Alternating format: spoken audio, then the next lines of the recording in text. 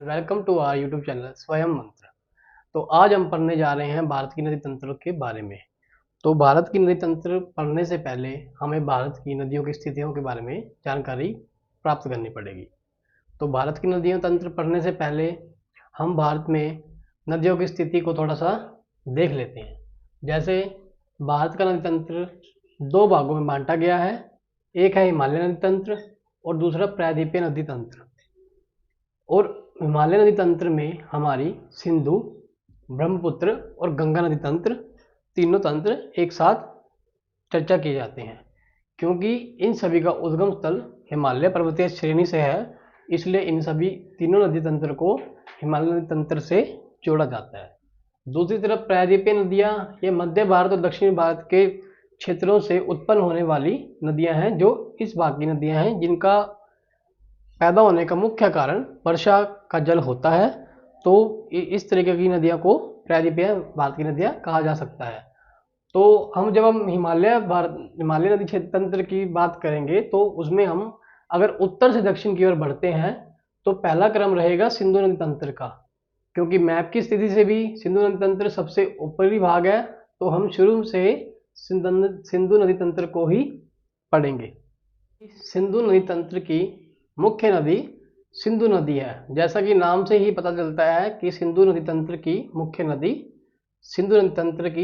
सिंधु नदी ही है। और उसकी जो सहायक नदियां हैं वो हैं झेलम, चिनाब, रावी, व्यास और सतलुज।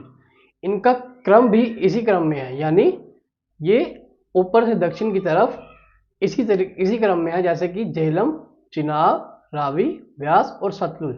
हमें इसी क्रम में नदियों तंत्र को याद करना पड़ेगा।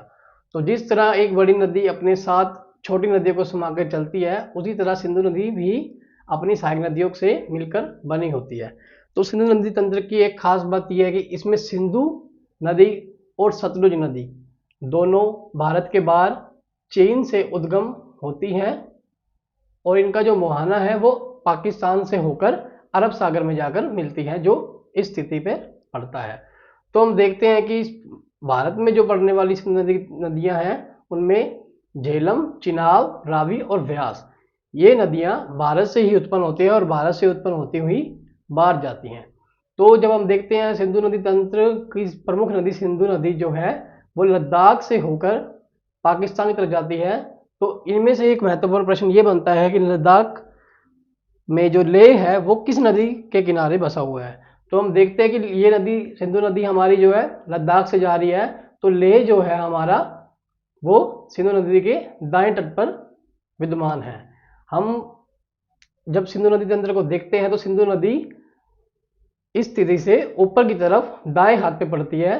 तो हमें ये क्रम बिल्कुल याद रखना पड़ेगा कि लेह जो है वो दाएं हाथ पर ही पड़ता है। और सिंधु नदी को लेकर एक मुख्य बात यह है कि भारत और पाकिस्तान के मध्य एक विवाद था जो सिंधु नदी तंत्र को लेकर था, जिस पर 1960 में भारत के तत्कालीन प्रधानमंत्री पंडित जवाहरलाल नेहरू और पाकिस्तान के प्रधानमंत्री अयूब खान ने 1960 में एक समझौता किया था, जिसमें कहा गया था कि भारत जो है इन नदियों के प्रवाह को प्रभावित नहीं करेगा, यानी वो इन नदियों के प्रवाह पर ऐसा नहीं करेगा कि इन पे बांध बनाकर पानी रोके। और ये मतलब एक ऐसा एग्रीमेंट किया गया था जिससे पाकिस्तान को भी बराबर पार्ट में एक पानी मिल सके। तो हमें याद रखना पड़ेगा कि उस समय पाकिस्तान के जो प्रधानमंत्री थे वो थे अयूब खान और जो भारत के जो प्रधानमंत्री थे वो थे पंडित जवाहरलाल नेहरू। इस तरह जो तीन नदियां थी सिंधु, झेलम और चिनाब, सिंधु, झेलम और चिनाब, इन तीन नदियों को इस समझौते के तहत पाकिस्तान को दे दिया गया था। या याद रखिएगा कौन सी तीन नदियां थी वो, एक थी सिंधु और दूसरी हमारी थी झेलम और तीसरी थी हमारी चिनाब। ये तीन नदियां हमने सिंधु एग्रीमेंट के तहत जो 1960 में पंडित जवाहरलाल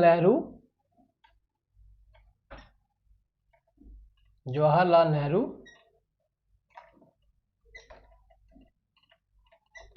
और पाकिस्तान के प्रधानमंत्री अयूब खान के मध्य हुआ था, तो हमने कौन कौन सी नदियां पाकिस्तान को दे दी थी? एक हमने सिंधु नदी पाकिस्तान को दी थी, झेलम और चिनाब। यानी इन नदियों की जो स्थितियां थी, मतलब इन नदियों को जल था, उसको भारत बिना प्रभावित करे इसका जल पाकिस्तान को देगा। अब जो बाकी बची हुई है, यानी बची हुई नदियां जो हमारी थी हमारे पास, उनमें से बची कौन सी है? रावी, व्यास और सतलुज।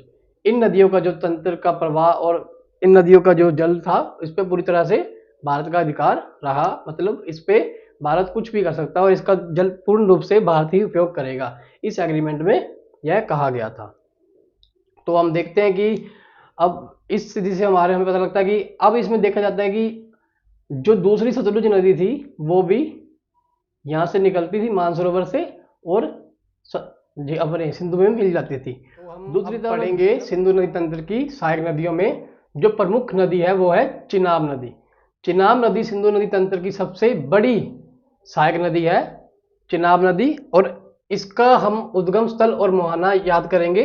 इसका जो उद्गम स्थल है हमारे भारत के हिमाचल प्रदेश में एक बारालाचा दर्रा है। कौन सा दर्रा है? बारालाचा दर्रा। यहाँ से इसका उद्गम स्थल है और जैसा कि हम देखते हैं ये आगे जाके सिंधु नदी में मिल जाती है। तो चिनाब का जो हमारा उद्गम स्थल हुआ वो कहाँ से हुआ? हिमाचल में बारालाचा दर्रा से। और ये मिलती कहाँ है? अरब सागर में। किसके थ्रू जाकर? सिंधु नदी के थ्रू जाकर। तो चिनाब का नाम चिनाब कैसे पड़ा? चिनाब दो नदियों से मिलकर, आगे दो नदी से मिलकर पड़ा मिला है, जो मतलब इतनी इंपॉर्टेंट तो नहीं है पर हम थोड़ा सा उनके बारे में चर्चा कर लेते हैं। चिनाब दो नदी से मिलकर बना है, चंद्र और भागा। तो चंद्र भागा नदी से मिलने के कारण इस नदी का नाम चिनाब पड़ा। तो चिनाब के बाद हम अब पढ़ेंगे, क्योंकि चिनाब सबसे मुख्य नदी थी इसलिए हम सबसे पहले पढ़ा था, नहीं तो हम क्रम से ही पढ़ते। अब हम क्रम से पढ़ते हैं। हम देखते हैं क्रम से सबसे पहले आती है झेलम नदी। तो झेलम नदी हम देखते हैं कि आगे जाकर पहले चिनाब नदी मिलते हैं, इसलिए हमने चिनाब नदी को सबसे बड़ा नदी तंत्र माना था, क्योंकि झेलम और रावी आदि जो सतलुज नदी है वो जाके आगे जाकर चिनाब में ही मिलती है। तो झेलम नदी का उद्गम स्थल कौन सा है और मुहाना कौन सा है, चलिए हम वो देखते हैं। हम जैसा देख सकते हैं इस मैप के अकॉर्डिंग, जो झेलम नदी है वो हमारी जम्मू कश्मीर के बैरीनाग से निकलती है और आगे जाकर, अब जैसे कि हम जानते हैं हम सिंधु नदी तंत्र ही पढ़ रहे हैं, तो ये आगे जाकर सिंधु नदी में ही मिलती है। तो उससे पहले ये चिनाब में मिलती है, जो चिनाब आगे जाके सिंधु नदी में ही मिल जाती है। तो हमने चिनाब तो पढ़ ही लिया था, उसके बाद हम पढ़ते हैं रावी नदी। तो रावी नदी जो है हमारी हिमाचल प्रदेश के रोहतांग दर्रे से निकलती है और जो आखिर में मिलकर ये आगे चिनाब में शामिल होती है। चिनाब से मिलकर ये हमारी सिंधु नदी तंत्र में अपना स्थान बना लेती है।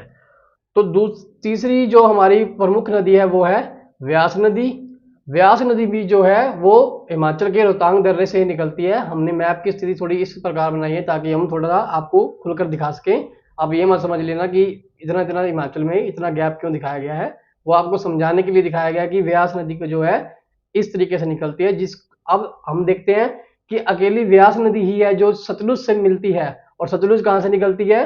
मानसरोवर से। ये हमने पहले ही पढ़ लिया था। इन सिंधु नदी तंत्र में दो मुख्य नदियां ऐसी हैं जो भारत के बाहर यानी चाइना से निकलती है और भारत के बाहर ही जाकर इनका मुहाना बनता है। यानी ये मानसरोवर से निकलती हैं और जो है अरब सागर में जाकर मिल जाती है। तो हम याद रखेंगे दोनों स से पड़ने वाली नदियां, यानी सिंधु नदी और सतलुज नदी। स से जितनी भी दोनों इस नदी तंत्र की दोनों जो स से पड़ने वाली नदियां हैं, स से मतलब सिंधु और सतलुज, दोनों नदियां हमारी जो है मानसरोवर से ही निकलती हैं और जो है अरब सागर में जाकर मिल जाती है। और हम अब व्यास के बाद पढ़ते हैं सतलुज। सतलुज भी हम अब अभी चर्चा कर ही चुके हैं कि ये मानसरोवर से निकलती है और आगे जाकर यहाँ पे अरब सागर में मिल जाती है। तो इस प्रकार हमने हमारा सिंधु नदी तंत्र को पूरा कंप्लीट कर लिया है। इसके अलावा सिंधु नदी तंत्र से कुछ एक्स्ट्रा नहीं पूछा जाता है। अगर कुछ पूछा जाएगा तो या तो वो ये 1960 पंडित जवाहरलाल नेहरू और अयूब खान का समझौता, और पाकिस्तान को कौन कौन सी नदियां दी गई थी वो, जैसे सिंधु, झेलम और चिनाब जो पाकिस्तान के अंडर हैं वो नदियां, और जो भारत के अंडर नदियां हैं वो, या जो इन नदियों किनारे बसे शहर है। जैसे हम जानते हैं रावी और व्यास हिमाचल के, तो इनके मतलब इस नदी तंत्र में सबसे मुख्य बातें तो हमने चर्चा कर ली है। एक जो मुख्य बात ये थी, यह मानसरोवर के जो सतलुज नदी है ये मानसरोवर के राक्षस ताल से निकलती है। यानी निकलती तो मानसरोवर से है, अगर पर्टिकुलर जगह से नाम पूछ लिया जाए तो उस पर्टिकुलर जगह का नाम जो है हमारा राक्षस ताल है। तो वो अगर पूछा जाएगा तो सतलुज नदी पर्टिकुलरली कहाँ से निकलती है, तो वो पर्टिकुलर जगह राक्षस ताल है। तो इस तरह हमारा सिंधु नदी तंत्र पूरा हो चुका है। अगले लेक्चर में हम ब्रह्मपुत्र नदी तंत्र और गंगा नदी तंत्र पढ़ेंगे। इन तीनों नदी तंत्र को हम एक साथ पढ़ सकते थे, पर लेक्चर बहुत बड़ा जाता, इसलिए हमने इन तीनों को अलग अलग पढ़ा और आपको समझने में भी आसानी होगी।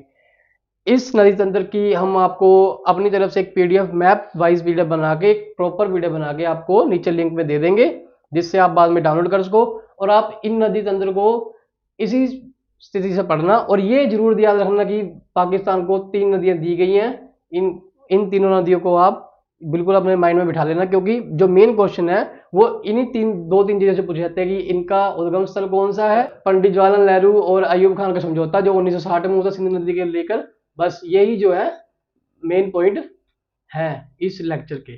तो आगे हम उसके बाद इन तीनों को पढ़ने के बाद हम मध्य भारत की तरफ बढ़ेंगे और मध्य भारत की तरफ बढ़ने के बाद इन नदियों हमारा जो है दक्षिण भारत भी कंप्लीट हो जाएगा और हमारा भारत का नदी तंत्र। तो अब हम मिलते हैं अगले लेक्चर में। तो अगले लेक्चर का हमारा जो टॉपिक होगा वो होगा ब्रह्मपुत्र नदी तंत्र। तो हम आगे जो है ब्रह्मपुत्र नदी तंत्र को ही पढ़ेंगे।